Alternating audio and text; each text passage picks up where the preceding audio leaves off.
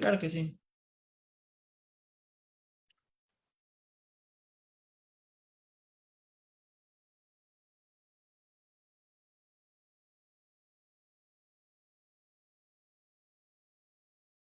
Sí, ya estamos en Facebook. Muy bien.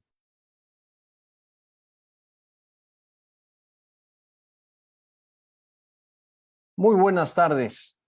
La Universidad Nacional Autónoma de México, la Facultad de Estudios Superiores Acatlán y el Seminario Permanente de Paleografía y Diplomática les dan la más cordial bienvenida a la conferencia La figura del duende y su aparición en un archivo inquisitorial, que va a impartir la doctora Claudia Carranza Vera, profesora investigadora del Programa de Estudios Literarios del Colegio de San Luis. He de decir a ustedes que la doctora Claudia Verónica Carranza Vera es profesora investigadora del Programa de Estudios Literarios del Colegio de San Luis.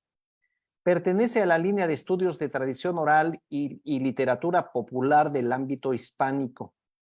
Es miembro del Sistema Nacional de Investigadores Nivel 1 y miembro del Sistema Estatal de Investigadores de San Luis. Sus líneas de investigación versan sobre la literatura tradicional, oralidad, impresos populares y lo sobrenatural en la literatura. Su proyecto actual se titula Lo mágico y lo maravilloso en la tradición, propuesta para el análisis y recuperación de motivos, tópicos y recursos poéticos de lo sobrenatural en la literatura popular y tradicional de México, siglos XVI y XVIII.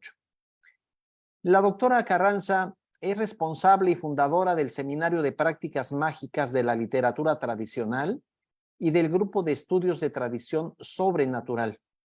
Entre sus publicaciones se encuentra el libro De la realidad a la maravilla, motivos y recursos de lo sobrenatural en relaciones de sucesos hispánicos. También ha coordinado libros colectivos como El Conciliábulo Sobrenatural, Seres Fantásticos y Extraordinarios de la Tradición. Ha publicado artículos y capítulos de libros como La pesadilla de los azotes, Visiones infernales en los cuadernillos de Venegas Arroyo, Del exempla medieval a la noticia, El discurso sensacionalista en torno al castigo sobrenatural en impresos populares del siglo XIX en México, Calaveras parlantes y demonios, un ejemplo en torno a la ebriedad en una hoja suelta del siglo XIX en México, Percepciones del infierno en diferentes impresos de la Casa Vanegas Arroyo, y artículos como Realidad y Fantasía, acercamiento a un catálogo de serpientes extraordinarias en la tradición oral mexicana, de duendes enamorados, tratamiento tradicional de un motivo en un caso recogido por el Santo Oficio Novohispano, y un ejemplo de comedia de magia en el Teatro Infantil de México, La Almoneda del Diablo. Bueno, pues doctora Claudia Carranza, muchísimas gracias por estar en el Seminario Permanente de Paleografía de la Facultad de Estudios Superiores Acatlán. Bienvenida.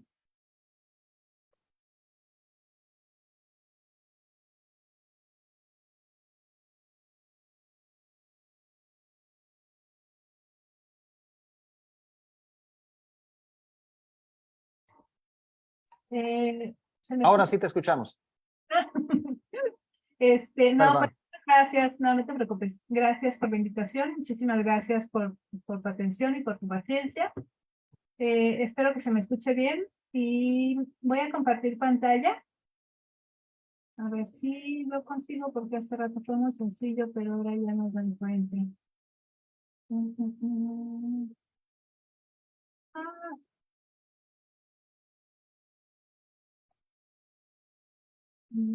por alguna razón no encuentro dónde. Ah, ya lo encontré. Ahora sí. ¿Ahí se ve? Ahora sí, lo estamos viendo. Muy bien. Pues tengo dos cosillas con las que iniciar esto. La primera es comentarles que una parte de lo que voy a platicar hoy ya lo publiqué en precisamente uno de los artículos que citaste, Miguel Ángel, que fue el de precisamente el duende enamorado, porque pues esta es una de las habilidades que suelen tener los duendes y por supuesto que este es un caso de enamoramiento, de pasión y demás, ¿no? Y bueno, otra de las cosas que les quería comentar es que precisamente este texto sale del libro Relatos Populares de la Inquisición Novohispana, que fue un volumen coordinado por Enrique Flores y Mariana Macera y publicado por la UNAM y el CSIC, y en el cual tuve la fortuna de participar como parte del equipo de recolección y edición. El libro buscaba rescatar documentos orales que nos remitieran a géneros y motivos narrativos provenientes de la tradición oral. La edición se realizó desde la perspectiva literaria, buscando rescatar las historias que se aprecian en las declaraciones que se hicieron ante el Santo Oficio, entre además las fórmulas de lenguaje jurídico que se pueden ver. Sobre todo nos interesaba que los lectores pudieran apreciar las leyendas, los cuentos, los rumores, un poco de los chismes, los mitos incluso, y bueno, todo lo que hubiese, ¿no? Teatro, poesía y demás dentro de los expedientes inquisitoriales.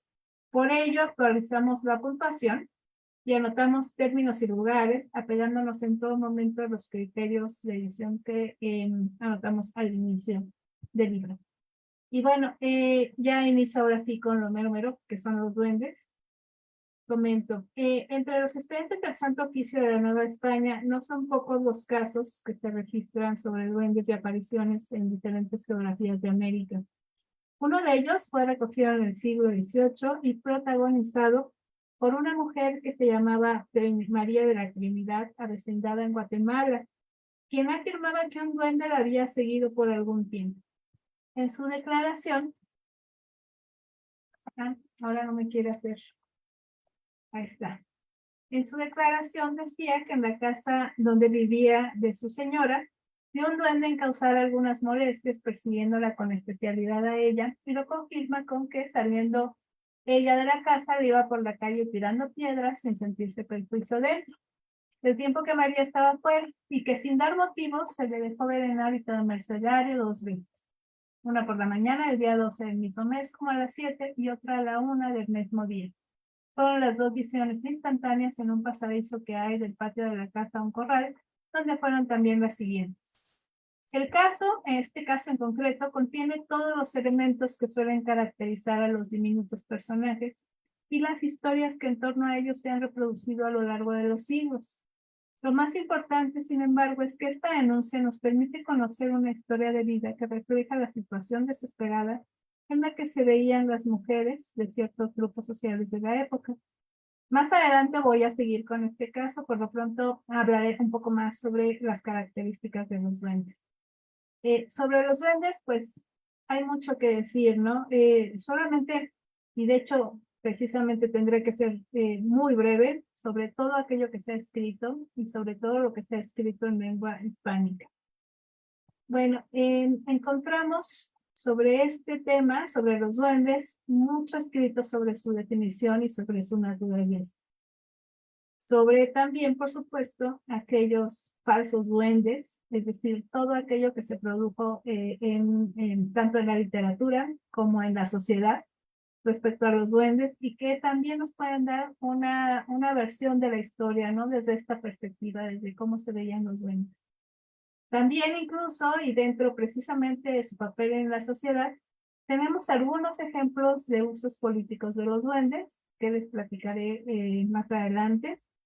Y finalmente también, que es lo más importante para los que estudiamos literatura tradicional, pues los relatos que se pueden encontrar sobre los duendes en el periodo en el cual voy a detenerme un poco, que es un periodo diacrónico bastante largo y abarca precisamente los siglos XVI al XIX, que es el periodo precisamente de la Nueva España. Sobre todo, pues daré un diacrónico muy breve, porque pues obviamente no hay tanto tiempo, sobre el papel de este personaje en la tradición occidental. Y sí, en la tradición occidental el duende se ubica entre los dioses paganos y los seres féricos, dependiendo de la cultura en la cual se encuentra. Se describen en ocasiones como animales, como dragones, como serpientes incluso. Sin embargo, en la mayor parte de los relatos aparecen como seres de estatura baja, cuando no diminuta. En ocasiones se pintan como niños desnudos y en otras se representan como ancianos o jóvenes con trajes estrafalarios. En algunos casos tienen alguna parte de su cara bastante más agrandada, como la nariz, las orejas, a veces tienen cuernos, etc. La variedad de seres féricos no parece más que multiplicarse a inicio de la Edad Media, hasta que el cristianismo empezó a confundir y a mezclar algunas de las razas féricas y mitológicas bajo nombres más genéricos que fueron quedándose ya en el imaginario. Algunos de los nombres son elfos, enanos, duendes, lután, trasgos, kobold, entre otras entidades paganas que al final y con un ánimo satanizador fueron titulados en las más de las ocasiones como demonios. Y bueno, aquí vienen las definiciones, tal como señala Covarrubias, que esta es una de las definiciones que más me gustan, les recomiendo mucho que se asomen a ella. Tiene además Covarrubias la gran,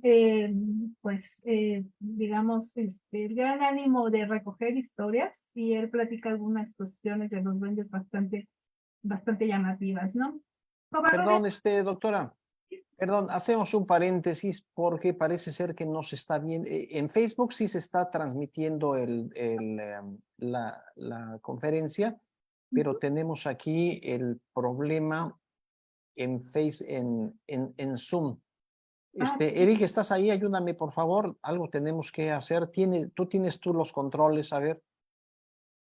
Sí, justo le decía que, bueno, de entrada usted es el anfitrión, profesor, y estoy checando porque decían que en Facebook ya tampoco se ve, pero sí, parece que sí. No, en Facebook sí se está viendo, sí, sí, pero el asunto es que aquí ¿Que no se ve la presentación? sí, no se ve la presentación, dicen. Una disculpa.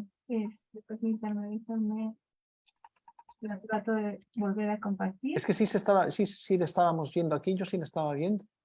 ¿Ahí la ven? Sí, de hecho yo también la estaba viendo, pero pues, no sé si sea problema del resto de nuestros compañeros o qué estaba pasando. Mm, que solamente tenían el audio. Bueno, está volviendo a compartir pantalla la doctora. Ya A ver si nuestros compañeros nos pueden decir si ya se ve. aún no. ¿Qué será? No, no se ve. ¿No? Voy a tratar de compartir toda la pantalla, a ver si lo logro, ¿no? Gracias.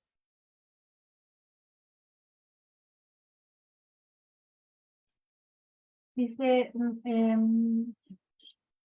ahí. Un segundo, ya vi lo que pasa. Acaba de salir un mensaje que dice que el contenido solamente es compartido para anfitrión y coanfitriones. Entonces, profesor, déjeme ver si puedo hacer algo al respecto. ¿En dónde está eso? Ahorita que la doctora compartió su pantalla, apareció ese mensaje. Entonces, déjeme ver.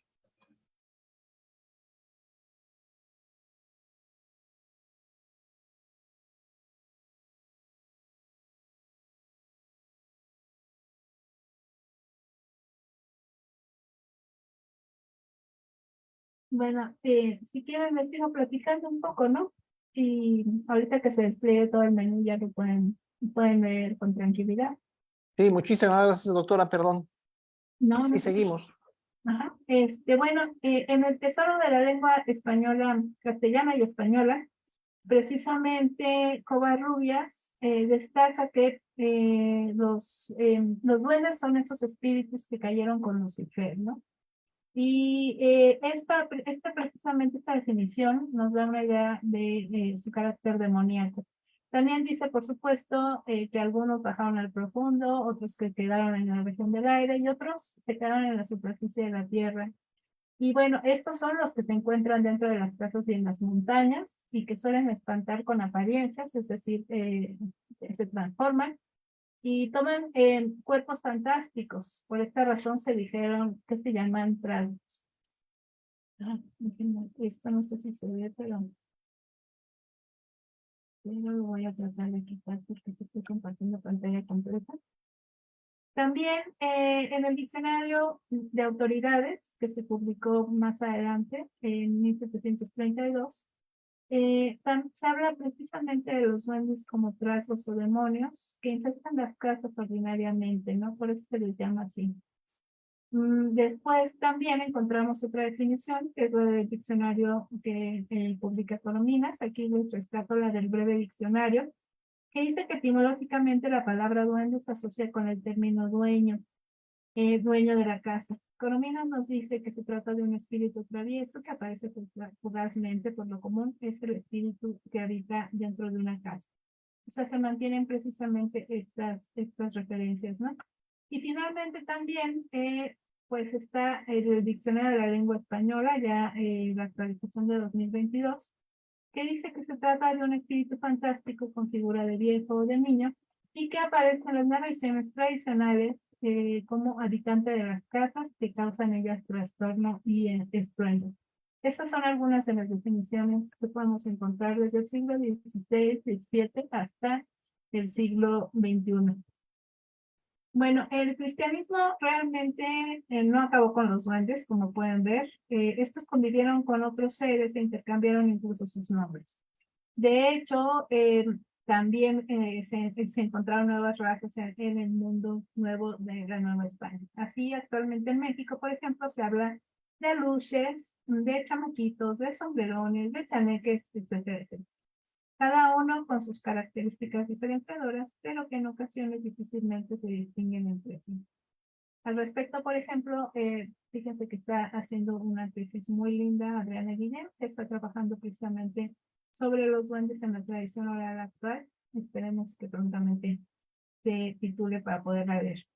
Durante el Renacimiento y los siglos posteriores, estos personajes merecieron la atención de los estudiosos, que observaban en estos seres una postura muy ambigua que provocaba su desconfianza, pero también su interés.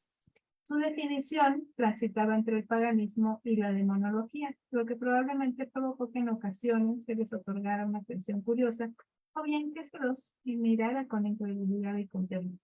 Aquí coincido con José Manuel Pedrosa cuando señala que estos seres son, como todo el mundo sabe, personajes instalados sobre todo en el imaginario popular, en los márgenes de la cultura oficial y de la religión institucional. No muestran el currículum legítimamente abultado del demonio, por lo tanto no llega a ser el demonio tal cual, ¿no? Ni tampoco sus funciones ejemplarizantes, a veces plenamente aprovechables por los religiosos y ortodoxos. ¿Qué se podía dar, sí, a los fantasmas y a las ánimas en pena? Los duendes son criaturas más variables, más fugaces, menos predecibles. También menos poderosas, más menudas y por tanto menos inquietantes. Con los duendes nunca supieron bien qué hacer los teólogos, los filósofos y los naturalistas de antaño. Esta última frase de nunca supieron bien qué hacer los filósofos, los teólogos o los naturalistas es bien interesante porque es un hecho que sobre los duendes hubo muchísima reflexión, estudios y sobre todo relatos, pero al mismo tiempo, en efecto, no hubo una posibilidad de catalogarlos como tal, y por lo tanto era más difícil para ellos, digamos, establecer una postura respecto a cómo funcionan los duendes y qué tipo de personajes eran. Vamos bien, ¿verdad? ¿Sí se ve? Ahora sí se ve la imagen, la pantalla. Sí, sí, perfectamente, Claudia, gracias. Perfecto. Bueno, así, se trataba de un ser que de ser real no parecía dañino, y en cambio sí era súper social. Así, por ejemplo, Antonio de Torquemada, en su Jardín de Flores Curiosas, publicado en 1570, exponía las cualidades y habilidades de los duendes de la siguiente manera. Decía este personaje renacentista: he oído decir a muchas personas de crédito que los oyen tañer con guitarras y cascabeles y que muchas veces responden a los que llaman y hablan con algunos señales, risas y golpes. O sea, era un personaje muy alegre, ¿no? El autor, sin embargo, tenía que advertir que estas acciones provocaban que se les tomara una cierta confianza. incluso se les tratara con cercanía, lo que sin duda podría provocar otras consecuencias, pues su carácter era naturalmente malicioso. Dice que si estuviesen en libertad para dañarnos, no serían burlas sino veras, hasta echarnos a perder así el cuerpo como el alma. Es esta personalidad juguetona, dicharachera, fiestera, la que sin duda difuminaría su caracterización. Por ello, en muchas ocasiones los autores empleaban el término duende como sinónimo de otras entidades que son muy diferentes a él. A veces decían duende por no decir demonios, o fantasmas, o espantos, o apariciones.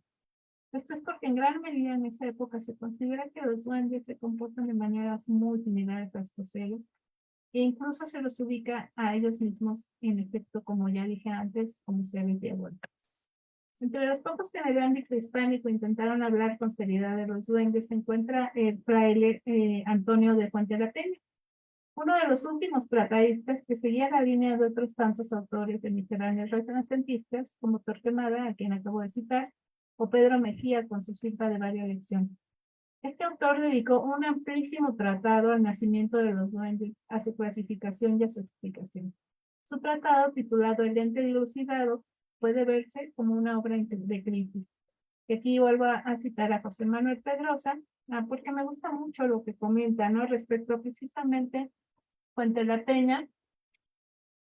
Ahí está.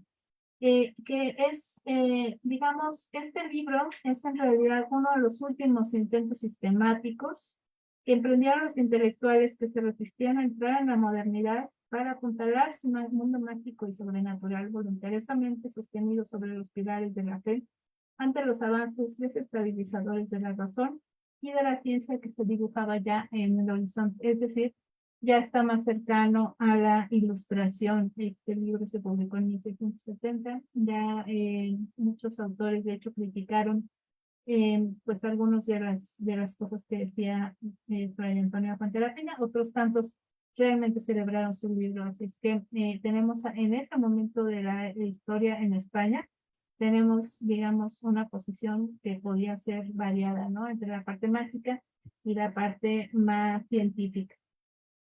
Fuente la Peña intentaba con ese tratado diseccionar lo inacible, ajustándolo a la realidad sin contar con más pruebas que lo que había escuchado sobre el tema o lo que había leído, etc. Era una persona muy estudiada, este fraile.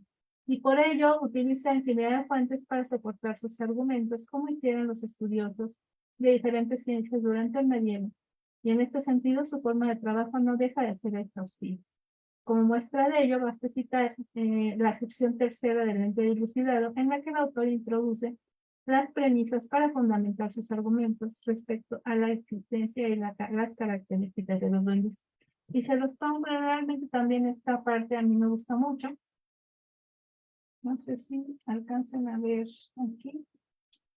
Pero aquí se ve precisamente lo que es un poco esta dualidad, ¿no? Que llegan a tener los autores precisamente respecto a cómo hacer estos estudios, ¿no? Y dice, supongo que hay duendes, trapos o fantasmas. Esta suposición parece que no se puede negar, ya por los muchos autores que los oponen así. Verbigracia o Lao Magno, arzobispo de Uppsala, en el reino de Suecia y Gotia, en su historia de las cosas septentrionales.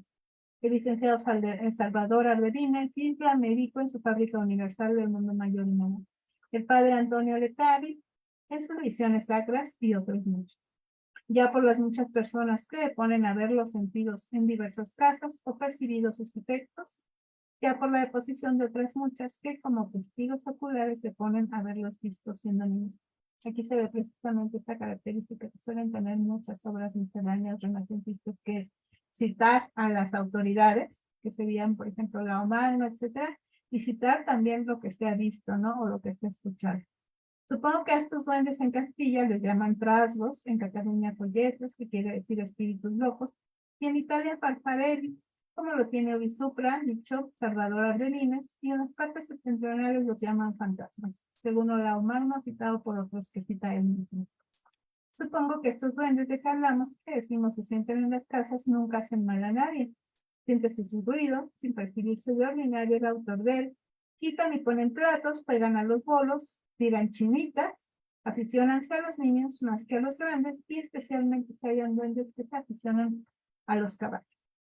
El fraile, como podemos apreciar, articula su estudio a partir de autores conocidísimos por los tratadistas de la época, pero no puede y no debe evitar hacer un recuento de las creencias de la tradición oral, haciendo referencia a historias de conocidos, amigos o a las consejas de viejas, como también se les llama entonces a los rumores, historias y leyendas que se conocieron respecto al tema. Esta era finalmente la forma de trabajar de los tratadistas. Así, por ejemplo, entre los plazos que el fraile recupera, provenientes de la tradición oral y que se citan en su libro de Mente Dilucidado, hoy nos puede resultar familiar esta historia que él recupera y que es muy conocida aparentemente en Milán. Dice ella, se trata de un capitán que le certificó a él, es decir, es un testigo de primera mano, que en solo su compañía había 3 que cuidaban de 3 caballos y que el suyo tenía un duende muy su apasionado, que le hacía las crines, le echaba de comer y cuidaba mucho de su regalo y adorno. Experimentó que dejando registrada la cebada y bien cerrada la caballería, echaba la cebada de menos, el caballo almorzado e inclinado de una forma extravagante y poco artificial, y que quitándole las crines al caballo reconocía que lo debía de sentir el duende, se debía enojar, y amenazar al caballo, como haciendo sentimientos se dejase quitar el adorno que él le había puesto, impedieron de ver que el caballo se espantaba en dicho caso sin ver al capitán la causa de dicho espanto. En los siglos XVII y XVIII los duendes, en efecto, pues se encuentran en todas partes, como lo vemos precisamente en esta y otras muchas historias que registra Fuente de la Peña y que registran otros autores, Torquemada, etc. Y bueno, en la vida cotidiana también se encuentran muchos registros de apariciones de duendes en la corte, por ejemplo, ¿no? Jerónimo de Barrio Nuevo es un caso, es un cronista de Madrid, que daba cuenta, por ejemplo, y es muy divertido, si pueden conseguir el libro, leerlo, es genial, daba cuenta de la posesión de la casa de la marquesa de Capete en sus avisos del Madrid de los Austrias, que cubría de los años 1654 a 1658. En 1873, Fernández de los Ríos recogió datos y también leyendas protagonizadas por nuestros personajes. También esta que les rescato me parece muy divertida y relata, esto es como una especie de catálogo etnológico, de recuperación etnológica del siglo XVIII, pero finalmente también hace una relación de las leyendas con muchos otros catálogos, ¿no? Y esta historia cuenta que hallándose cierta noche en la casa del duende, unos jugadores disputando sobre las ganancias y pérdidas, apareció sin saber cómo ni cuándo un enano, exigiéndoles que guardasen silencio y desapareció como sombra chinera. Que habiendo seguido el alboroto, después de trancar las puertas, se presentó otro enano horrible de ver y repitió el recado amenazando a los jugadores y no se callaron. Que habiendo dispuesto colocar un fallán tras de la puerta con una espada desnuda para impedir la entrada de todo dicho viviente, hubo tercera aparición y tercera intimidación del enano que no pudo ser habido, aunque echaron sobre los jugadores.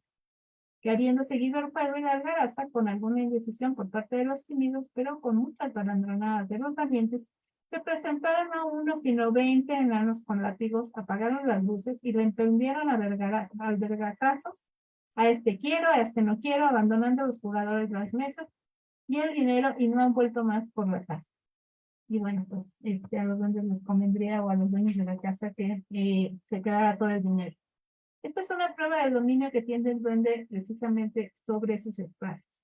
El acceso del personaje al ámbito familiar da lugar a situaciones como las que se plantean en muchas otras noticias, relaciones y cuentos de este periodo. Otro caso proveniente de un pliego de cordero del siglo XVIII nos permite ver esto, precisamente nos habla de esta posición en la que el duende es no solo perteneciente a la casa, sino también se incorpora a la vida y hace juicio sobre las personas, todos los seres humanos con los que tiene que convivir, se ve que muy a su pesar muchas veces.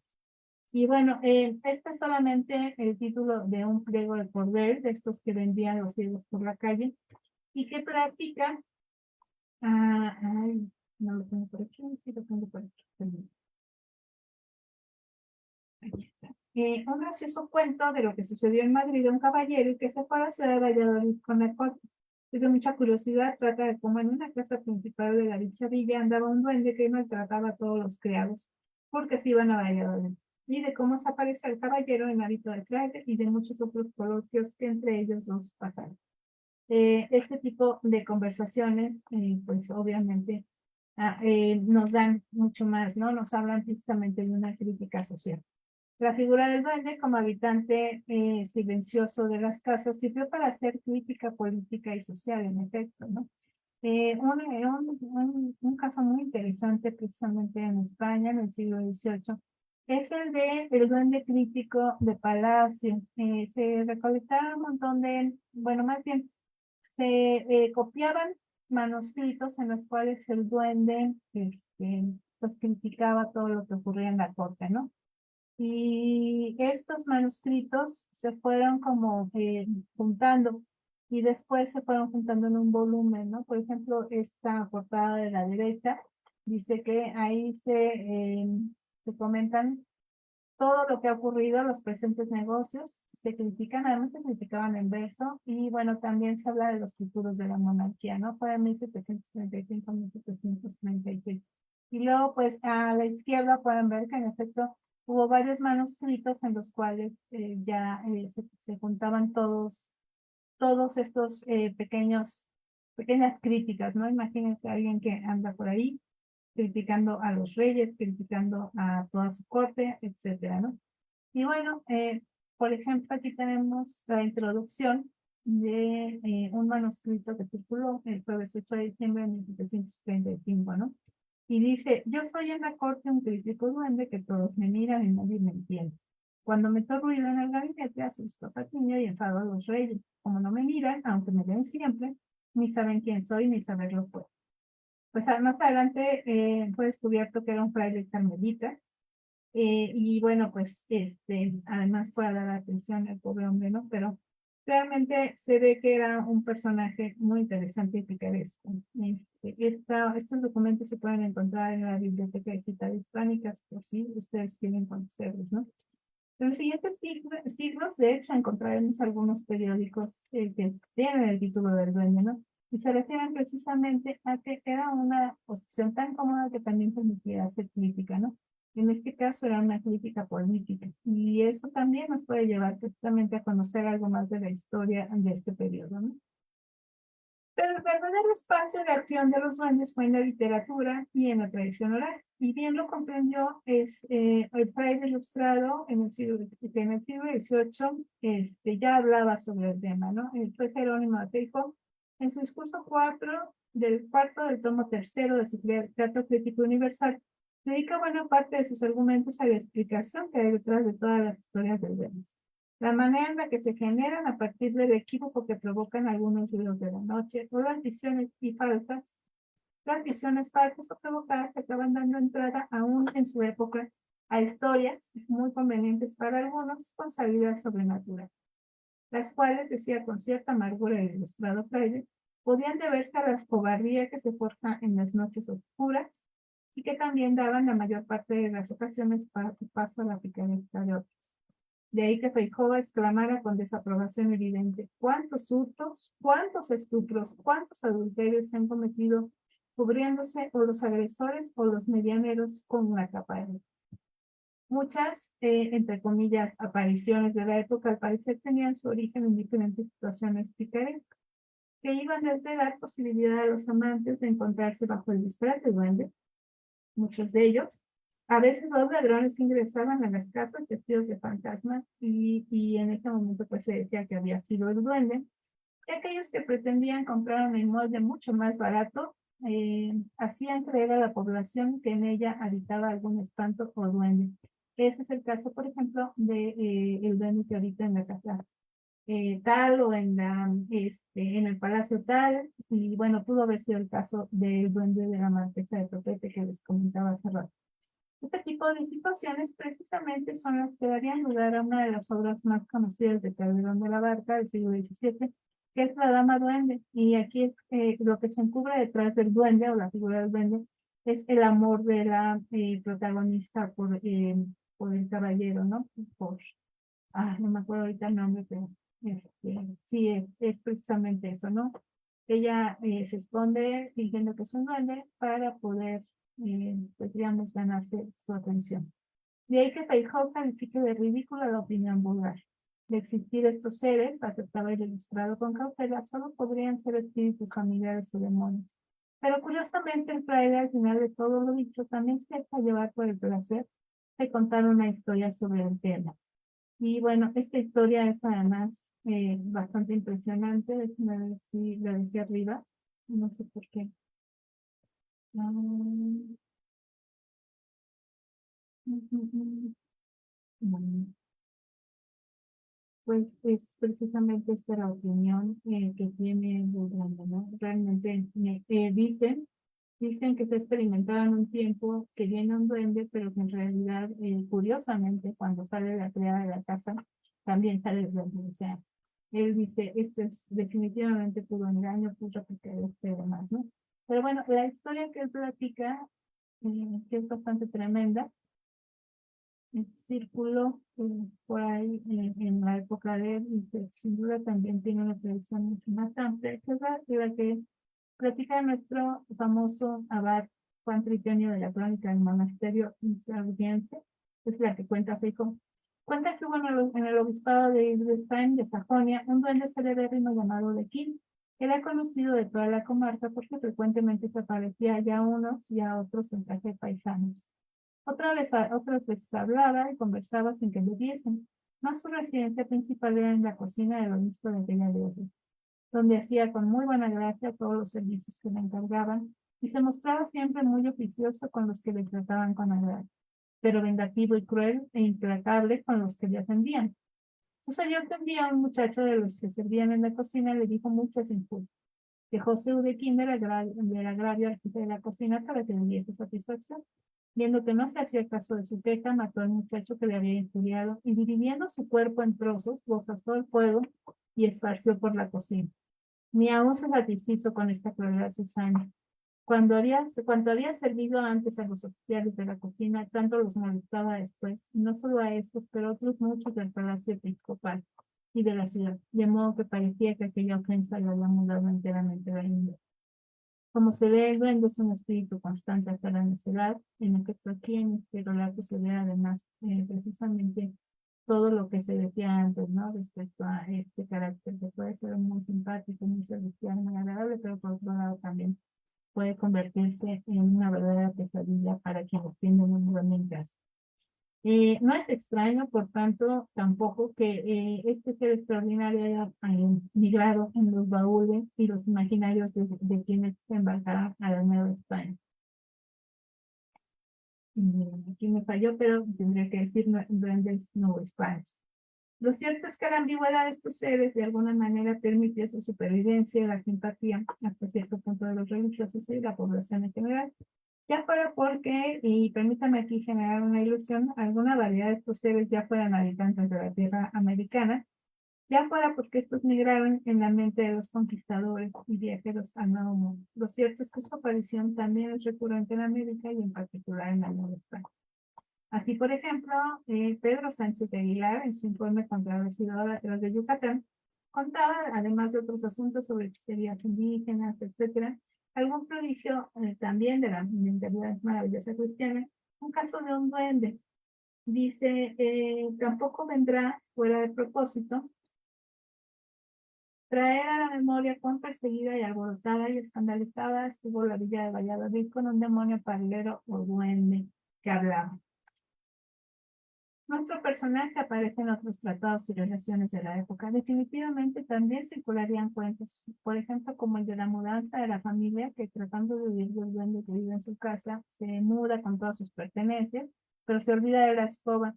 Y cuando alguien pregunta qué pasó con la escoba, ¿quién se la trajo? Pues todos dicen, ay, no, se nos olvidó. Y en eso escuchan la vocecilla por ahí de un personaje sobrenatural, invisible, pero aún así responde, que les dice, no se preocupen, yo traigo la escoba. Pues obviamente toda la familia regresa otra vez a su casa, finalmente no se han deshecho ni se deshagan del duende, porque él también se mudará con ellos. Y bueno, pues en estas leyendas seguramente también se aprecian con mucha claridad sus características de nicholas o terroríficas en ambos casos, ¿no?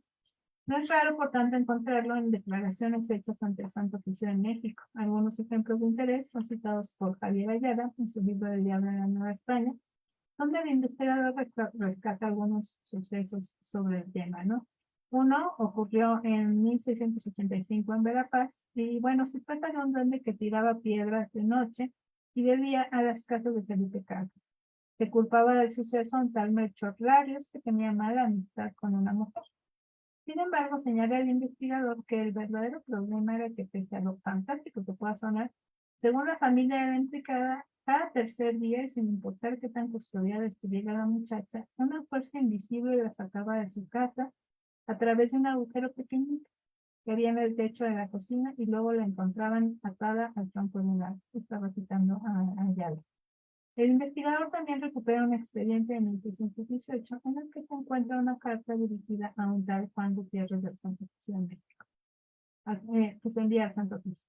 El remitente relataba que en la noche le rompían la loza y las macetas catedrales, le cambiaban los muebles de un lugar a otro, descolgaron un Cristo rompiéndole un brazo, y tantas molestias que, creyendo ser el demonio o de algún duende, mudaron de casa, y luego averiguaron que se trataba en realidad de una negra que vivía con él. A decir verdad, muchas de estas historias tienen elementos comunes en los relatos de nuestros personajes, con otros relatos. En el caso con el que iniciamos esta conferencia, podemos ver tres, ¿no? Pero hay muchos más, ¿no? Algunos de los tópicos que suelen ser recurrentes y motivos también en la tradición oral, que también se puede ver precisamente en algunos de los relatos ya citados y en el que comentaré a continuación, pues encontramos en efecto esto, ¿no? El motivo de la atracción de los duendes por un humano de la casa. Decía antes alguien que podía ser por un niño, Juan de la Peña lo decía, también por mujeres y hombres, ¿no? Algunas de sus acciones, las transformaciones, son corrientes en los cuentos de duendes, ¿no? Esta capacidad que tienen también de volverse invisibles.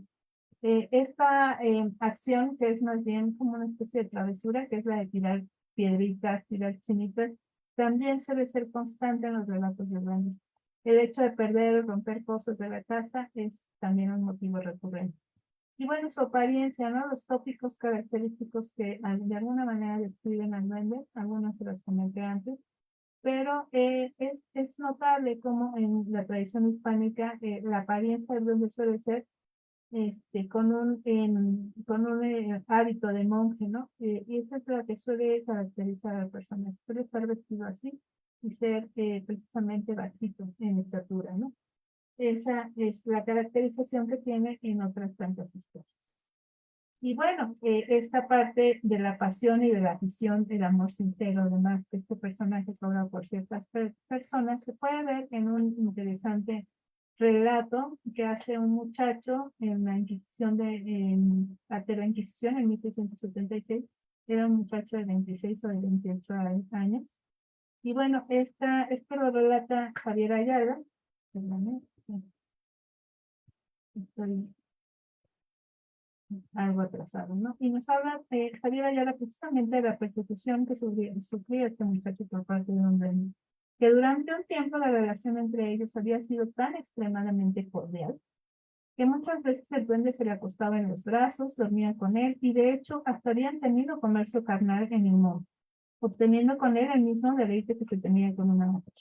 A pesar de su excitante inventiva, comenta Ayala, una historia como esta pronto motivó el desconcierto. Se pueden imaginar a los investigadores cuando les platicaban eso, y sobre todo un profundo desagrado de su auditorio, cuando el joven aclaró que la figura del duende solía ser la de un frailecito pequeño de San Francisco. Si bien existió cuando había sostenido relaciones sexuales, siempre había sido con forma de mujer. Pero son varios casos de mujeres casadas, de hecho, o atraídas por los duendes, incluso en la actualidad. Así llegamos al suceso con el que iniciamos este estudio. La autodenuncia que hiciera el 15 de mayo de 1716, María de la Trinidad, natural del pueblo de Pico, jurisdicción de San Salvador, mestiza mulatada soltera de edad de 20 años, a lo que parece, que no lo sabe con fijeza. Hija de padre no conocido y de María Mestiza, vecina del dicho pueblo de Opico. La confesión se produjo en la Catedral de Guatemala. Y dice, y se los vuelvo a citar, ¿no? Rápidamente. María de la Trinidad, criada antes del beneficiado don Antonio Trejo y ahora vecindad en Guatemala en casa de doña Josefa Trejo, dice que en dicha casa de su señora había un duende en causar algunas molestias persiguiéndola con especialidad de ella. Y lo confirma con que, en saliendo de ella de la casa, le iba por la calle tirando piedras sin sentirse prejuicio dentro, del tiempo que María estaba fuera.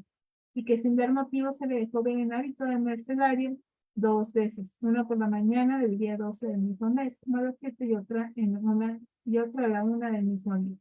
Fueron las 2 visiones instantáneas en un pasadizo que hay del patio de su casa a un correr, donde fueron también las siguientes. El motivo de la persecución o seducción del duende a los duendes a las mujeres se repite mucho a lo largo de los siglos en muchísimos relatos, no solo hispánicos, también de otras lenguas. Por ejemplo, de Cotú, que es un investigador que tiene un libro sobre los duendes, es muy divertido este libro, aunque en efecto solo habla de los duendes en el norte de Europa.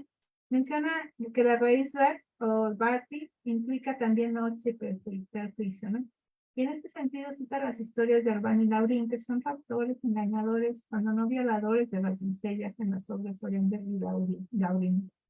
El cristianismo y sus diferentes autoridades durante la Edad Media y el Renacimiento confunden a los seres diminutos con súcubos e íncubos, amantes de hombres y mujeres.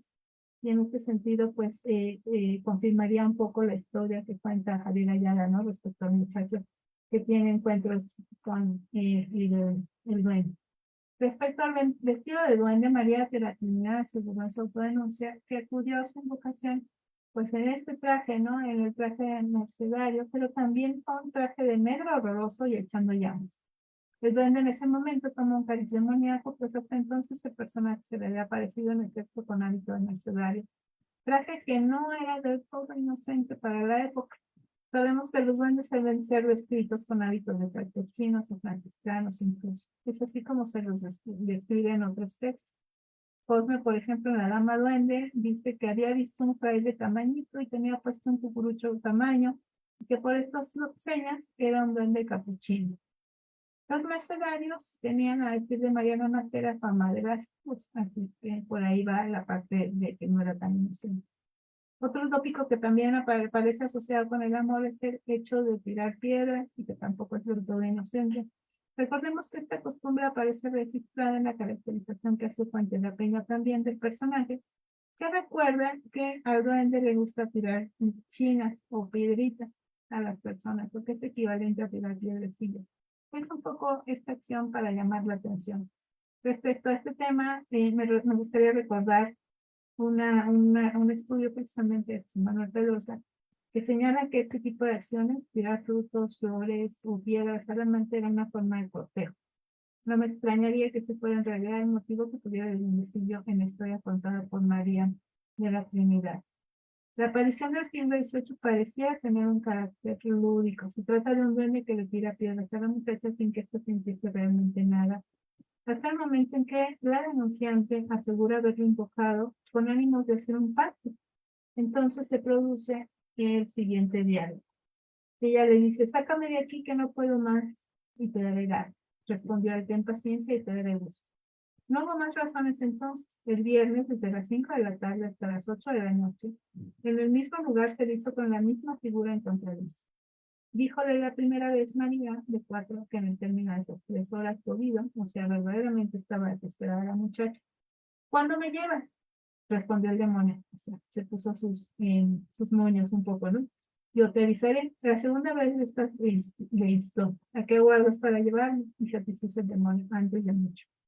Las otras 2 veces dice que el duende en la misma figura y lugar la llamó por la cabeza, pero horrorizada ya no quiso ir, aunque fueron 7 las veces que lo vido y 3 las que le abrió. Esta parte era importante y solía, de hecho, preguntarse mucho en la institución a los declarantes, ¿no? ¿Cuántas veces lo hizo?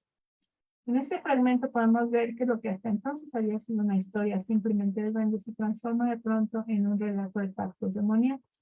Pues el mismo personaje, antes un ser pequeño vestido mercedario, toma un aspecto terrible. La muchacha aclara que la solicitud hecha al duende se produjo por las condiciones de vida que tenía en el momento en que Tito estaba vejado de sus amos e impaciente. Esta situación nos permite entrever una denuncia velada en las condiciones de vida y gratuitas en las o que tenía la muchacha, ¿no? De Román. La declaración podría muy bien ser una queja de una mujer aparentemente maltratada, lo que la lleva a realizar una acción extraordinaria. Como señalara Jair Antonio Acevedo, cito, solicitar ayuda de personajes y fuerzas considerados nocivos por la Iglesia probablemente solo haya sido fruto de la desesperación. Una última opción luego de comprobar que las súplicas eran desoídas por las entidades divinas. Pues si éstas no atendían a las personas, sus contrapartes no dudarían en prestarles el socorro que tanto me daban. En este caso, el gran decidieron en realidad máquina mencional. Me parece además, y aquí coincido con otro autor, Villaflores, quien recuerda que el Santo Oficio representó durante mucho tiempo un medio de escape para quienes vivían en condiciones opresoras a manos, por supuesto, de los superiores, ¿no? Ya fueran las haciendas, ya fueran los conventos y demás, y que provocara la desesperación de las personas, lo que los llevaría a cometer actos como blasfemia, como por ejemplo tratar de hacer pactos demoníacos, en fin, hacer cosas contra la religión. Ante estos casos, siempre que no se tratara de una condición constante, ya si se trata de condición constante, entonces obviamente la bendición dejaba de ser muy urgente. En realidad, ahí sí, cuando no era constante, la Inquisición optaba por ayudar a quienes se enfrentaban a estas situaciones y perseguir más bien a los amos o a quienes los provocaban, ¿no? Y eso es algo bastante interesante. Les recomiendo muchos artículos si quieren luego se los paso. Sin embargo, el camino que toma la denuncia de María es desconcertante, pues no, más bien no es desconcertante, finalmente es un descargo de conciencia, ¿no? Podemos decir que la desesperación a la que se refiere Yair Acevedo realmente se aprecia en la existencia de la muchacha, quien por 3 ocasiones le pide a nuestro personaje que se la lleve. El número puede ser un tópico tradicional, pero también pudo tener una connotación simbólica mágica. Pero bueno, eso ya es pensar demasiado, no lo vamos a hacer nunca. Aún así parece no haber resultados o los resultados que ella quería. Después la muchacha rechaza a encontrar ese duende.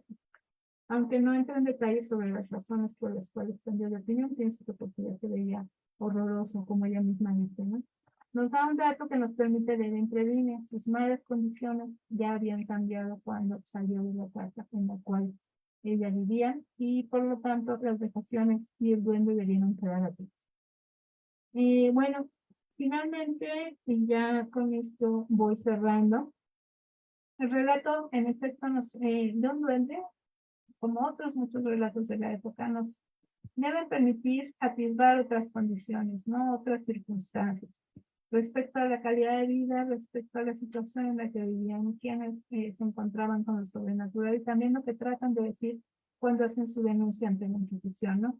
Por ejemplo, en este caso, podemos ver hasta cierto punto que tenemos a una muchacha que es incapaz de tomar las riendas de su propio destino y de cambiar de vida a menos que un suceso secundario ocurra, ¿no?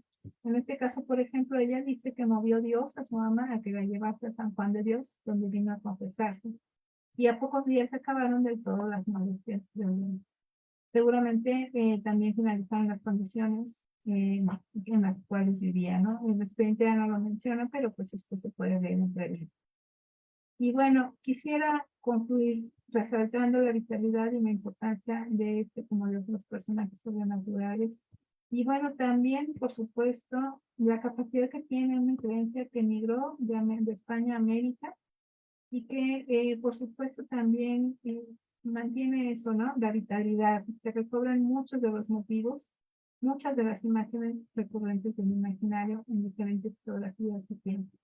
Nuestros personajes aparecen en documentos que en realidad nos llevan también a otras situaciones, ¿no? Sociales, culturales, incluso políticas, como podemos ver, ¿no? Su revisión requiere parar en detalles, o sea, es muy difícil no verlos en su totalidad, ¿no? Hay que detenernos precisamente en todos estos elementos, ¿no? En todas estas fuentes que nos hablan sobre ellos. Lo que nos lleva no solo a entender el imaginario, pero también la cotidianidad, la sociedad, las características, la literatura, la política, etcétera, ¿no? Los relatos de duendes no han cambiado mucho. Alrededor de ellos sigue habiendo cierta picardía, oro convertido en carbón, pérdida de cosas y esta persona y galanteos ocultos, ¿no?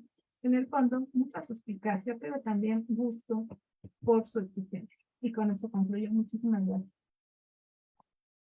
Muchísimas gracias a ti, doctora Claudia, por esta presentación. Oye, qué interesante. Una pregunta, ¿cómo te acercaste tú a la figura del duende?